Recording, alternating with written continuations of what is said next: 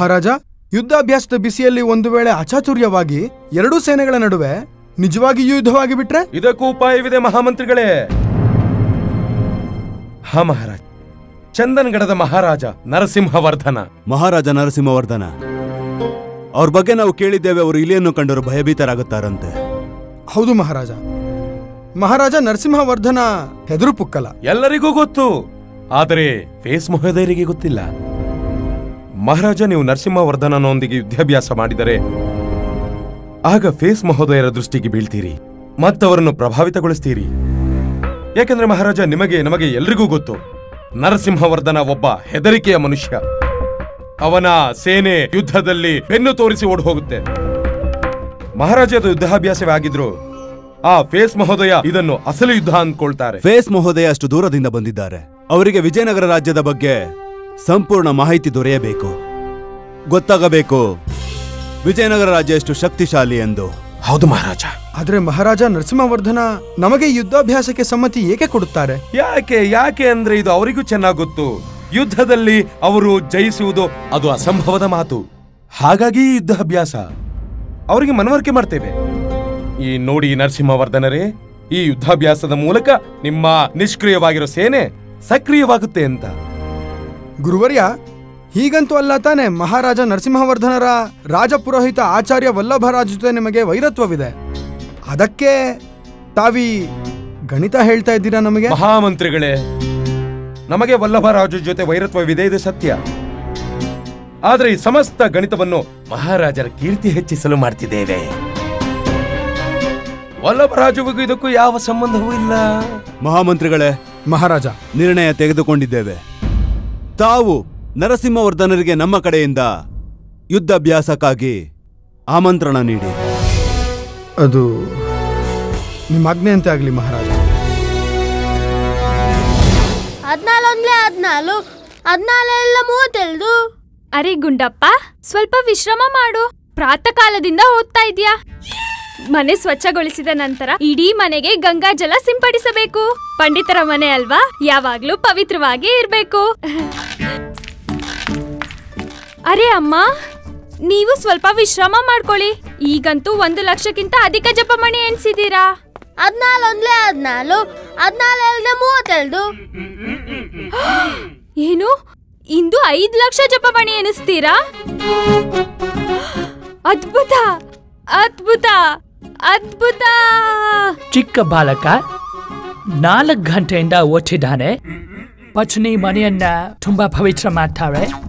ಹಾಗೂ ಅಮ್ಮ 5 ಲಕ್ಷ ದೇವರ ಜಪ ಮಾಡ್ತಾರೆ. ಪ್ರಣಾಮಗಳು. ಓ, ಪ್ರಣಾಮ. ನೀವ್ಯಾರು? ನಮ್ಮ ಹೆಸರು ಫೇಸ್ ಮಹೋದಯ. ಪ್ರಣಾಮ ಫೇಸ್ ಮಹೋದಯ, ಪ್ರಣಾಮ. ಶಾರದಾ, ಪೋರ್ಚುಗಲ್ ಅನ್ನೋ ದೇಶದಿಂದ ಬಂದಿದ್ದಾರೆ ಇವರು. ಬನ್ನಿ ಬನ್ನಿ, ನಿಮಗೆ ಸ್ವಾಗತ. ಹಾ, ಅತಿಥಿ ದೇವೋ ಭವ. ಇದರ ಅರ್ಥ ಏನಂದ್ರೆ ಅತಿಥಿಗಳು ದೇವರ ಸಮಾನರಾಗಿರುತ್ತಾರೆ. ಬನ್ನಿ ಬನ್ನಿ ಬನ್ನಿ, ಸ್ಥಾನ ಗ್ರಹಣ ಮಾಡಿ. ಧನ್ಯವಾದ ಧನ್ಯವಾದ. ಪ್ರಾಣನಾಥ, ನೀವ್ ಎದ್ಬಿಟ್ರಾ? ನಾವಂತೂ ನಿಮ್ಗೆ ಹೇಳಿದ್ವಲ್ಲ, ನಾವು ಸ್ವಯಂ ನಿಮ್ಮ ಕೋಣೆಗೇನೆ ಕೇಸರಿ ಮಿಶ್ರಿತ ಹಾಲನ್ನು ತರುತ್ತೇವೆ ಎಂದು. ಹಾ, ಶಾರದಾ ದೇವಿ, ಖಂಡಿತ ಹೇಳಿದ್ರಿ. ಆದ್ರೆ ನಮ್ಮನೆಗೆ ಅತಿಥಿ ಬಂದಿದಾರಲ್ವಾ, ಈಗ ನೀವು ನಮ್ಮಿಬ್ರಿಗೂ ಕೆನೆ ಭರಿತ ಹಾಲಂತನ್ನಿ. ಗುಡ್ಡಪ್ಪ, ನೀವು ಕುಡಿತೀರಾ ಕೇಸರಿ ಮಿಶ್ರಿತ ಹಾಲನ್ನು? ಅದಕ್ಕೆ ಅವಳೆ, ನೀವು ನನ್ನ ಎಷ್ಟು ಚೆನ್ನಾಗಿ ನೋಡ್ಕೋತಿಲ್ಲ. ಗೊತ್ತಿಲ್ಲ ಪೂರ್ವ ಜನ್ಮದಲ್ಲಿ ಏನ್ ಪುಣ್ಯ ಮಾಡಿದ್ದೆ ಅಂತ. ಈ ಶಾರದಾ ಅಂತ ಸೊಸೆ ಸಿಕ್ಕಿದಾಳೆ. ಇಲ್ಲ ಅಮ್ಮ, ಪುಣ್ಯ ಅಂತೂ ನಾವ್ ಮಾಡಿದೀವಿ. ನಿಮ್ಮಂತ ಅತ್ತೆ ಸಿಕ್ಕಿರೋದು, ಮತ್ತೆ ಪಂಡಿತರಂತ ಪತಿ ಪರಮೇಶ್ವರ ಸಿಕ್ಕಿರೋದು. ನಾವ್ ಇವಾಗ್ಲೇ ಹಾಲನ್ನು ತರುತ್ತೇವೆ. ವಾಹ್, ತುಂಬಾ ಒಳ್ಳೆ ಪರಿವಾರ ನಿಮ್ದು ಪಂಡಿತ ರಾಮಕೃಷ್ಣ. ಅದಂತೂ ನಿಜ ಫೇಸ್ ಮಹೋದಯ, ಎಲ್ಲಾ ಮಾತೆಯ ಕೃಪೆ. Thank you. ಕೆನೆ ಭರಿತ ಹಾಲು. ಓ, ಧನ್ಯವಾದ ಅದಕ್ಕೆ ಅವಳೆ. ಶಾರದಾ, ನೀನ್ ಮರ್ತು ಬಿಟ್ಯಾ? ನಾನು ಯಾವಾಗ್ಲೂ ನಮ್ಮ ಅಮ್ಮನ ಮಡಿಲಲ್ಲಿ ತಲೆ ಇಟ್ಟೆ ಹಾಲು ಕುಡಿಯೋದು ಅಂತ. ಅಮ್ಮ.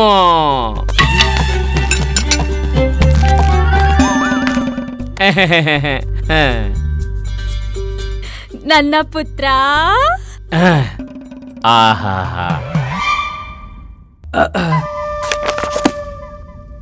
ಇವರು ನಿಮ್ಮ ಪುತ್ರ ಹೇಗಾಗ್ತಾರೆ? ಇಲ್ಲ ಇಲ್ಲ, ಶಬ್ದ ನಮ್ಮದು, ಆದ್ರೆ ಪುತ್ರ ಅಂತೂ ಅಮ್ಮನವರದ್ದು. ಓ ಅಮ್ಮ, ಅಮ್ಮ ಸನ್ನೆ ಮಾಡ್ತಾರೆ, ನೀವು ಮಾತಾಡ್ತೀರಾ? ನಿಮಗೆ ಅರ್ಥ ಆಗತ್ತಾ? ಹಾ ಪೇಸ್ ಮಹೋದಯ. ಪ್ರಾಣೇಶ್ವರಿ, ನೀನೇನೋ ಮರ್ತಿದ್ಯಾ? ಏನು ಪ್ರಾಣನಾಥ? ನಾನ್ ಹಾಲು ಕುಡಿಯುವಾಗ ನನ್ ಕಾಲ್ ಒತ್ತಿರ್ತೀಯ ನೀನು.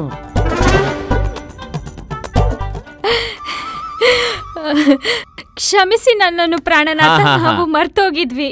ಒತ್ತು ಪ್ರಾಣೇಶ್ವರಿ, ಒತ್ತು. ಬ್ಯೂಟಿಫುಲ್, ಅತ್ಯಂತ ಮನಮನಕ. ಏನು ಮೊನಮೊನಕ? ಎಸ್, ಏನ್ ಕೇಳಿದ್ನೋ ಅದೇ ನಿಜ ಆಯ್ತು. ವಿಜಯನಗರದ ಸ್ತ್ರೀಯರು ತಮ್ಮ ಪತಿಗೆ ಬಹಳ ಸೇವೆ ಮಾಡ್ತಾರೆ. ಅತ್ಯಂತ ಮನಮನಕ ದೃಶ್ಯ. ಫೇಸ್ ಮಹೋದಯ, ಅತ್ಯಂತ ಮನಮನಕ ಆಮೇಲಾಗತ್ತೆ. ಇದನ್ನ ಮನೋಹರ ದೃಶ್ಯ ಅಂತಾರೆ. ಓ ಎಸ್, ಮನೋಹರ ದೃಶ್ಯ. ನಿನ್ ಕಾಲೊತ್ತು.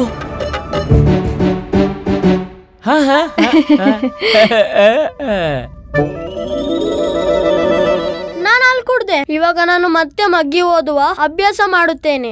ಆಹಾ ಗುಂಡಪ್ಪ, ನೀವು ಓದಿ. 14 1 14, 14 7 32, 14 1 14, 14 7 32, 14 1 14, 14 7 32. ನೀನ್ ಮುಂದೆ ಯಾಕೆ ಓದ್ತಿಲ್ಲ? 16 ಸಿಕ್ಕಿ ಹಾಕೊಂಡಿದೆ. ಗುಂಡಪ್ಪನಿಗೆ ಎಲ್ಲಿವರೆಗೂ ಕಂಠಪಾಠ ಆಗಲ್ವೋ ಅಲ್ಲಿವರೆಗೂ ಮುಂದುವರಿಯೋದಿಲ್ಲ ಅಲ್ವಾ ಗುಂಡಪ್ಪ? ಸತ್ಯ ಹೇಳ್ದೆ ಲಾಮ ಪಲ್ತಾಸಿ. ಹೋ, ನೋಡಿದ್ರ ಎಷ್ಟು ಪ್ರೀತಿ ಇದೆ ಈ ಭ್ರಾತಾಶ್ರೀ ಮೇಲೆ. ಗುಂಡಪ್ಪನಿಗೆ 15ವರೆಗೂ ಮಗ್ಗಿ ಬರುತ್ತೆ. ಗುಂಡಪ್ಪ, ಈಗ ಫೇಸ್ ಮಹೋದಯರಿಗೆ ಫಟಾಫಟ್ ಅಂತ 8 ಮಗ್ಗಿ ಹೇಳು. ಬ್ಲಾತಾಸ್ಲಿ, ಈಗ ನಾನು 14 ಮಗ್ಗಿ ಓದ್ತಿದ್ದೀನಲ್ಲ. ಹೇ, ಇದ್ರ ಅರ್ಥ ನೀನ್ ಮೊದಲಿನ ಎಲ್ಲ ಮಗ್ಗಿ ಮರ್ತ್ಬಿಟ್ಯಾ? ಪ್ರಾಣನಾಥ, ಗುಂಡಪ್ಪ ನೀನೋದು. ನೀವು ಅವನಿಗೆ ತೊಂದರೆ ನೀಡಬೇಡಿ. ಚಿಕ್ಕ ಬಾಲಕನ ಅಪಹಾಸ್ಯ ಮಾಡೋದು ಒಳ್ಳೇದಲ್ಲ. ಅರೇ, ನಾನವನನ್ನ ಲೇವಡಿ ಮಾಡ್ತಿಲ್ಲ ಶಾರದಾ. ನಾನಂತೂ ತುಂಬಾ ಗಂಭೀರವಾಗಿದ್ದೇನೆ. ನಮ್ಮನೆಗೆ ಅತಿಥಿ ಬಂದಿದ್ದಾರೆ, ಅದು ಪೋರ್ಚುಗಲ್ನಿಂದ. ಇವ್ರಿಗೂ ಗೊತ್ತಾಗ್ಲಿ ನಮ್ಮನೇಲಿ ಎಂಥ ಬುದ್ಧಿವಂತರಿದ್ದಾರೆ ಅಂತ, ಅಲ್ವಾ? ಗುಂಡಪ್ಪ, ಸರಿ, ಫೇಸ್ ಮಹೋದಯರಿಗೆ 8 ಮಗ್ಗಿ ಹೇಳು. ಇದ್ರಲ್ಲೇನು? ಹೇಳು ಗುಂಡಪ್ಪ. ಹೇಳು ಗುಂಡಪ್ಪ. ಎತ್ಕೊಳ್ಳಿ. ಏನು? ಅರೆ, ನಿಮಗಲ್ಲ, ಗುಂಡಪ್ಪನ್ಗೆ ಹೇಳ್ತಾ ಇದ್ದೀವಿ. ಆ ಚೀಲ ಎತ್ಕೊಳ್ಳಿ. ನಮಗೆ ಸ್ಮರಣೆ ಆಗುತ್ತಿಲ್ಲ. ಬಾದಾಮಿ ಮತ್ತೆ ಗೋಡಂಬಿ ಖಾಲಿ ಆಗೋಗಿದೆ.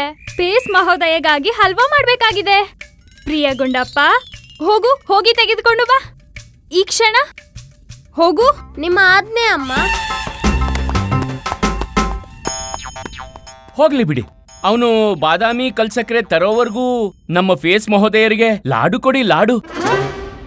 ಲಡ್ಡು ಎಲ್ಲಿದೆ? ಅರೆ, ಹೇಳಿದೆ ಅಲ್ವಾ ನನ್ ಶಯ್ಯೇ ಕೆಳಗಿದೆ ಅಂತ. ಮಂಚದ ಕೆಳಗೆ ಲಡ್ಡುನ ಯಾರು ಇಡ್ತಾರೆ? ನಾನು. ಹೋಗ್ ಲಾಡು ತಗೊಂಬಾ. ಸರಿ, ನಾವೀಗಲೇ ತರುತ್ತೇವೆ. ಹೋಗು ಪ್ರಾಣೇಶ್ವರಿ, ತಗೊಂಡು ಬಾ.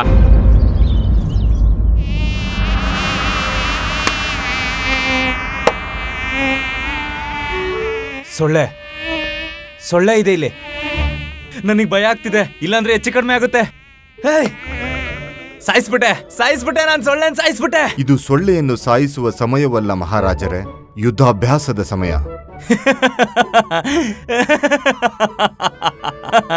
ಸೊಳ್ಳೆಗಳ ಜೊತೆ ಯುದ್ಧಾಭ್ಯಾಸ ಅಲ್ಲ ಮಹಾರಾಜ, ವಿಜಯನಗರದ ಮಹಾರಾಜ ಕೃಷ್ಣದೇವರಾಯರ ಜೊತೆ ಯುದ್ಧಾಭ್ಯಾಸ. ಅವರ ದೂತ ಬಂದಿದ್ದಾನೆ. ಕೃಷ್ಣದೇವರಾಯರು ಯುದ್ಧಾಭ್ಯಾಸಕ್ಕಾಗಿ ಆಮಂತ್ರಣ ಕಳಿಸಿದ್ದಾರೆ. ಯುದ್ಧಾಭ್ಯಾಸ ವಿಜಯನಗರದ ಸೇನೆ ಜೊತೆ? ಈ ಶೆಕೆಯಲ್ಲಿ ನಮ್ ಸೇನೆ ಹೆದರಿ ಬಿಡುತ್ತೆ. ಅವರು ನಮ್ಮನ್ನ ಸುಮ್ನೆ ಬಿಡಲ್ಲ, ಸೋಲಿಸ್ಬಿಡ್ತಾರೆ. ನೋಡಿ ದೂತರೆ, ನಮ್ಮ ಮಹಾರಾಜರಿಗೆ ವಿಜಯನಗರ ಮಹಾರಾಜರ ಪ್ರಸ್ತಾವನೆ ಸ್ವೀಕಾರವಿದೆ. ನೀವಿನ್ನು ಹೊರಡಬಹುದು. ರಾಜಗುರುಗಳೇ, ನಿಮಗೆ ಈ ಪ್ರಸ್ತಾವನೆ ಸ್ವೀಕಾರವಿದೆಯೇ? ಅರೆ, ನಾವಿಲ್ಲಿ ಸೊಳ್ಳೆಗಳಿಂದ ಭಯ ಬೀಳ್ತಿದ್ದೀವಿ, ಆದ್ರೆ ನೀವೇ ಹೇಳ್ತಾ ಇದ್ದೀರಾ ಕೃಷ್ಣದೇವರಾಯರೊಂದಿಗೆ ಯುದ್ಧ ಮಾಡಿ ಅಂತ. ಇದೊಂದೇ ಬಾರಿ ನನ್ನ ಮಾತನ್ನು ಕೇಳಿ ಮಹಾರಾಜ. ನಮ್ಮ ಬಳಿ ವಿಶೇಷ ಮಾಹಿತಿ ಇದೆ. ಇದು ಯುದ್ಧಾಭ್ಯಾಸವಲ್ಲ, ಇದು ಕೃಷ್ಣದೇವರಾಯರ ಷಡ್ಯಂತ್ರ. ನೀನು ಲಾಡುನೇ ತಿನ್ನಲ್ವಲ್ಲಮ್ಮ, ಜಪ್ಪದ ವೇಳೆ ಅಂತೂ ನೀನ್ ನೀರ್ ಕೂಡ ಕುಡಿಯಲ್ಲ ಅಲ್ವಾ?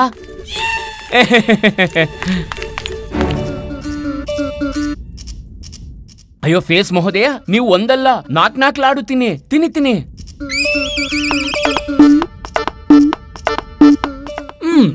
ತುಂಬಾ ಚೆನ್ನಾಗಿದೆ. ಶಾರದಾದೇವಿ ಸ್ವಲ್ಪ ಇಲ್ಲಿ ಬನ್ನಿ. ಅಮ್ಮ ತನ್ನ ಕೈಯಾರೆ ನನಗ್ ಲಾಡು ತಿನ್ನಿಸ್ತಾಳೆ.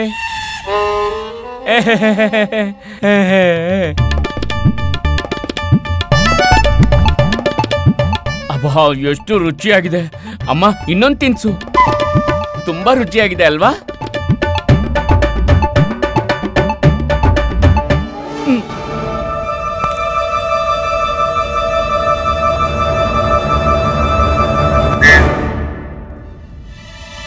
ಅಮ್ಮ ಅತ್ಯಂತ ಸ್ವಾದಿಷ್ಟವಾಗಿದೆ, ಇನ್ನೊಂದು ತಿನ್ಸು.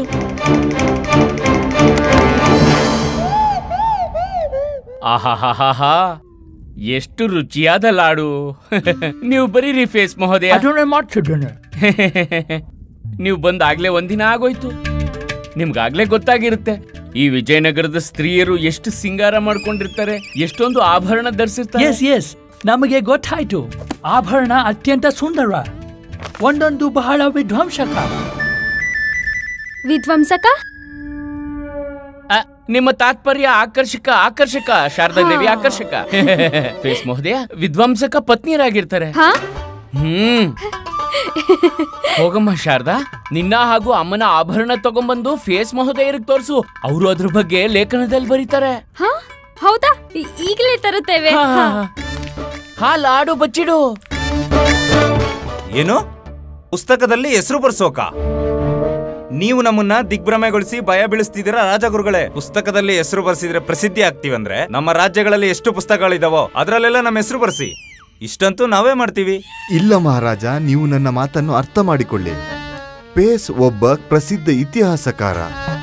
ಅವನು ದೇಶ ವಿದೇಶ ತಿರುಗಿ ಜನರ ಮೇಲೆ ಲೇಖನ ಬರೆಯುತ್ತಾನೆ. ಅದನ್ನ ಇಡೀ ಪ್ರಪಂಚವೇ ಓದುತ್ತೆ. ನಮಗಿದು ಒಳ್ಳೆ ಅವಕಾಶ, ಇದನ್ನು ಕಳೆದುಕೊಳ್ಳಬಾರದು ಮಹಾರಾಜ. ಒಂದು ಮಾತು ಹೇಳಿ, ಯುದ್ಧಾಭ್ಯಾಸ ವಿಜಯನಗರದಲ್ಲಾಗುತ್ತೆ, ಲೇಖನೆ ಅವರು ಬರೀತಾರೆ, ಹೆಸರು ಕೃಷ್ಣದೇವರಾಯರಿಗೆ ಬರುತ್ತೆ. ಈಗಿರುವಾಗ ಬಿಸಿಲಲ್ಲಿ ನಾವು ಮತ್ತು ನಮ್ಮ ಸೇನೆ ಏಕೆ ಸುಡಬೇಕು? ನಮ್ಗೇನಾದ್ರೂ ಆದ್ರೆ ಮುಂದೆ ಹೆಚ್ಚು ಕಡಿಮೆ ಆಗುತ್ತೆ. ಇದನ್ನೇ ಯೋಚಿಸಬೇಕಾದ ವಿಷಯ ಮಹಾರಾಜ. ಸ್ವಲ್ಪ ಯೋಚನೆ ಮಾಡಿ. ಒಂದು ವೇಳೆ ಯುದ್ಧದಲ್ಲಿ ಚಂದನಗಡದ ಸೇನೆ ಪ್ರದರ್ಶನ ಚೆನ್ನಾಗಿದ್ರೆ ಆಗ ಪೇಸ್ ಏನು ಬರೆಯುತ್ತಾರೆ? ಅರೆ ರಾಜಗುರು ನೀವು, ಅಂತರ್ಯಾಮಿ ನೀವು, ನೀವೇಳಿ ಏನ್ ಬರೀತಾನೆ ಅಂತ ನಮ್ಗೆ ಗೊತ್ತಾಗುತ್ತೆ. ಪೇಸ್ ಅದನ್ನೇ ಬರೀತಾರೆ, ಅವ್ರ ಕಣ್ಣಲ್ಲಿ ಕಂಡಿದ್ದನ್ನ. ಒಂದೊಮ್ಮೆ ನಮ್ಮ ಸೇನೆಯ ಪ್ರದರ್ಶನ ಚೆನ್ನಾಗಿದ್ರೆ ಆಗ ಪೇಸ್ ಬರೆಯುತ್ತಾರೆ, ಚಂದನಗಡದ ಮಹಾರಾಜರ ಸೇನೆಯ ಪ್ರದರ್ಶನ ಶ್ರೇಷ್ಠವಾಗಿತ್ತು. ಸಪ್ತಸಾಗರದಾಚೆ ಕೃಷ್ಣದೇವರಾಯರ ಹೆಸರಿನ ಜಾಗದಲ್ಲಿ ನಿಮ್ಮ ಹೆಸರಿರುತ್ತದೆ. ನಮ್ಗೆ ಭಯ ಆಗ್ತಿದೆ, ಮುಂದೆ ಹೆಚ್ಚು ಕಡಿಮೆ ಆದ್ರೆ? ಮಹಾರಾಜ, ಏನೇ ಆಗಲಿ ವಿಜಯನಗರದ ಸೇನೆ ಆಕ್ರಮಣ ಮಾಡುವುದಿಲ್ಲ. ಯುದ್ಧವಾಗಲಿಲ್ಲ ಅಂದ್ರೆ ಭಯ ಏತಕ್ಕೆ? ಈಗ ನಿಮ್ಮ ಬಳಿ ಒಂದು ಅವಕಾಶವಿದೆ. ಅವಕಾಶ ಬಳಸಿಕೊಂಡು ಯುದ್ಧಾಭ್ಯಾಸದ ಮಧ್ಯದಲ್ಲಿ ನಿಮ್ಮೊಳಗೆ ಅಡಗಿರುವ ಎಲ್ಲಾ ದ್ವೇಷವನ್ನು ಕೃಷ್ಣದೇವರಾಯರ ಮೇಲೆ ತೀರಿಸಿಕೊಳ್ಳಿ. ಏನೂ ಆಗುವುದಿಲ್ಲ. ನಿಮ್ಮ ಗೌರವ ಅವರಿಗಿಂತ ಅಧಿಕವಾಗುತ್ತದೆ. ಖಂಡಿತವಾಗಿ ಸರಿಯಾಗಿದೆ. ಈಗ ನಮ್ಗೆ ಭಯ ಕಡಿಮೆ ಆಗ್ತಾ ಇದೆ. ನಾವು ಯುದ್ಧ ಅವಶ್ಯ ಮಾಡುತ್ತೇವೆ. ಒಳ್ಳೆಯ ನಿರ್ಣಯ ಮಹಾರಾಜ, ಒಳ್ಳೆಯ ಅವಕಾಶ. ಇದನ್ನು ಉಪಯೋಗಿಸಿಕೊಂಡು ಆ ಅಹಂಕಾರಿ ತಥಾಚಾರ್ಯನಿಗೆ ಬುದ್ಧಿ ಕಲಿಸುತ್ತೇನೆ. ಅತ್ಯಂತ ಸುಂದರ ಕಲಾಕೃತಿ, ಮಾದರಿ ನಿಜವಾಗ್ಲೂ ತುಂಬಾ ಚೆನ್ನಾಗಿದೆ. ಅಲ್ವಾ? ಇದನ್ನ ನೋಡಿ, ಇದು ಗೊತ್ತಾ, ಈ ಆಭರಣಗಳ ರೂಪ ಇನ್ನೂ ಹೆಚ್ಚಾಗುತ್ತೆ ಅಮ್ಮ ಹಾಗೂ ಶಾರದಾ ಇದನ್ನು ಧರಿಸಿದಾಗ. ಎಸ್ ನಾನು ನಿದ್ರಿಸಬಲ್ಲೆ. ನೀವು ಮಲಗಬೇಕಾ? ಬನ್ನಿ. ಶಾರದಾ ಮಹೋದಯಿ, ಇವ್ರು ಹೇಳಿದ್ರು ನಾನು ಯೋಚಿಸಬಲ್ಲೆ. ನಿದ್ದೆ ಅಲ್ಲ ಯೋಚನೆ. ಕ್ಷಮಿಸ್ಬೇಕು ಫೇಸ್ ಮಹೋದಯ, ಇವಳು ಜಾಸ್ತಿ ಯೋಚಿಸಲ್ಲ. ನಾನು ಯೋಚಿಸಬಲ್ಲೆ. ನಮ್ಮ ದೇಶದ ಸ್ತ್ರೀಯರಿಗೂ ಆಭರಣದಲ್ಲಿ ಆಸಕ್ತಿ ಇದೆ. ಬಹಳ ಭಿನ್ನವಾದ ಆಭರಣಗಳಿವೆ. ಆದ್ರೆ ಇವುಗಳ ಮುಂದೆ ಏನೂ ಅಲ್ಲ. ಇವು ಬಹಳ ಆಕರ್ಷಕ, ಅಧಿಕ ಹೊಳಪು, ರಂಗಾದ. ಅಸಲಿ ಕಲ್ಲುಗಳು ತುಂಬಾ ಬೆಲೆ ಬಾಳುತ್ತವೆ. ಹಾ, ನಾನ್ ನಿಮ್ಗೆ ಇನ್ನೊಂದು ವಿಷಯ ಹೇಳ್ತೀನಿ. ಏನು? ನೀವಿದಂತೂ ನೋಡಿದ್ರಿ, ಈ ವಿಜಯನಗರದ ಸ್ತ್ರೀಯರ ಬಳಿ ಎಷ್ಟು ಸುಂದರ, ಎಷ್ಟು ಬೆಲೆ ಬಾಳೋ ಆಭರಣಗಳಿವೆ. ಆದ್ರೆ ಹೀಗಿದ್ರೂ ಕೂಡ ಇಲ್ಲಿನ ಸ್ತ್ರೀಯರಿಗೆ ಈ ಆಭರಣ ಅಂದ್ರೆ ಬೆಲೆನೇ ಇಲ್ಲ. ನೀವು ಸತ್ಯ ಹೇಳ್ತಿದ್ದೀರಾ? ಇವಿಷ್ಟು ಸುಂದರವಾಗಿವೆ, ಬೆಲೆ ಏಕಿಲ್ಲ? ನಿಮ್ ಮಾತೇನೋ ಸರಿ, ಆದ್ರೆ ವಿಜಯನಗರ ಸ್ತ್ರೀಯರ ನಂಬಿಕೆ ಏನಂದ್ರೆ ಅವರ ನಿಜವಾದ ಆಭರಣವೇ ಅವರ ಪ್ರಾಣನಾಥ, ಅರ್ಥಾತ್ ಅವರ ಪತಿಯಾಗಿರ್ತಾರೆ. ಅಲ್ವೇ ಶಾರದಾ ದೇವಿ? ಸತ್ಯವಚನ ಪ್ರಾಣನಾಥ. ವಿಶ್ವಾಸವೇ ಆಗ್ತಿಲ್ಲ. ವಿಶ್ವಾಸ ಬರ್ತಿಲ್ವಾ? ಅಡ್ಡಿ ಇಲ್ಲ, ನೀವೊಂದ್ ಕೆಲ್ಸ ಮಾಡಿ. ನೀವು ಅಮ್ಮ ಹಾಗೂ ಶಾರದಾಳ ಒಡವೆಗಳನ್ನ ನಿಮ್ಮ ಜೊತೆ ನಿಮ್ಮ ದೇಶಕ್ಕೆ ತಗೊಂಡು ಹೋಗಿ. ವಾಟ್? ಹಾ, ತಗೊಂಡು ಹೋಗಿ. ನಿಮ್ಗೂ ನಿಮ್ ದೇಶವಾಸಿಗಳಿಗೆ ತೋರಿಸಲು ಏನಾದ್ರೂ ಬೇಕಲ್ವಾ? ನನಗೆ ಪೂರ್ಣ ವಿಶ್ವಾಸವಿದೆ, ನಿಮ್ಮ ದೇಶದ ಸ್ತ್ರೀಯರಿಗೆ ಅಮ್ಮ ಹಾಗೂ ಶಾರದಾಳ ಈ ಆಭರಣಗಳು ಬಹಳ ಇಷ್ಟವಾಗುತ್ತೆ. Yes yes, I am sure ಅವರಿಗೆ ಬಹಳ ಇಷ್ಟ ಆಗುತ್ತೆ. ಅಲ್ವಾ ಅಲ್ವಾ? ಹಾಗಾದ್ರೆ ತಗೊಳ್ಳಿ ತಗೊಳ್ಳಿ, ಇದೆಲ್ಲ ತಗೊಂಡು ಹೋಗಿ. ಅಮ್ಮ ಮತ್ತು ಶಾರದಾಳ ಈ ಒಡವೆ ಕೊಡೋದ್ರಿಂದ ಇದು ಸಾಬೀತಾಗುತ್ತೆ, ಈ ವಿಜಯನಗರದ ಸ್ತ್ರೀಯರ ಅತ್ಯಂತ ಪ್ರಿಯವಾದ ಒಡವೆ ಅವರ ಪತಿ ಅಂತ, ಅವರಿಗೆ ಚಿನ್ನದ ಮೇಲೆ ಯಾವ ಮೋಹವೂ ಇಲ್ಲ ಅಂತ.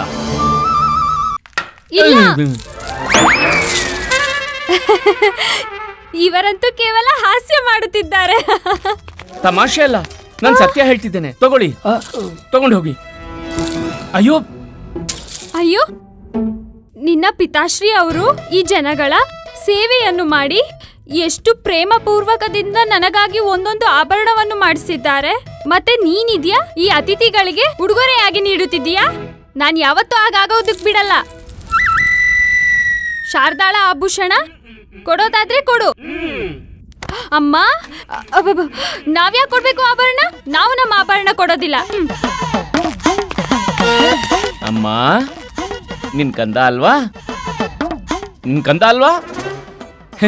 ಹೌದೌದು ಅಂತಿದ್ದಾಳೆ.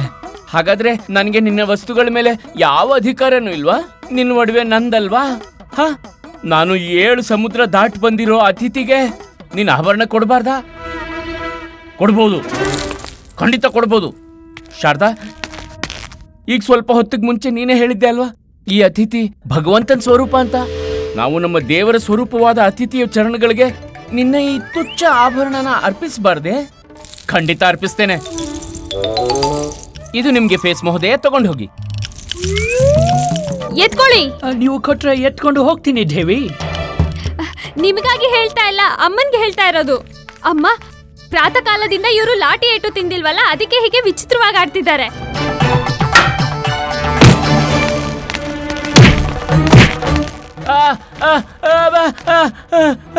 ನೋಡಿ ನೋಡಿ ಫೇಸ್ ಮಹೋದಯ, ನೋಡಿ, ಇದು ಇವರ ವಾಸ್ತವಿಕತೆ, ಇದು ಇವರ ವಾಸ್ತವಿಕತೆ.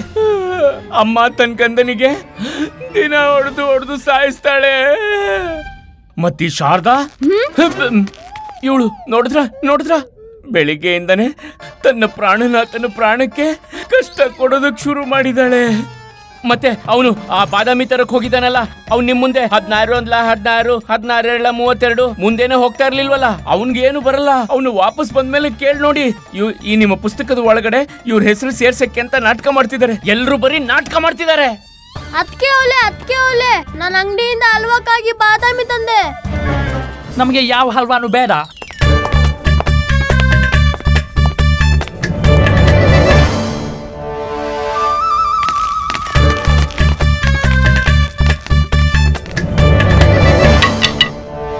ಕ್ಷಮೆ ಕೇಳ್ತೀನಿ ಫೇಸ್ ಮಹೋದಯ, ನೀವಿದನ್ನೆಲ್ಲ ಅಪೇಕ್ಷೆ ಮಾಡಿರಲ್ಲ.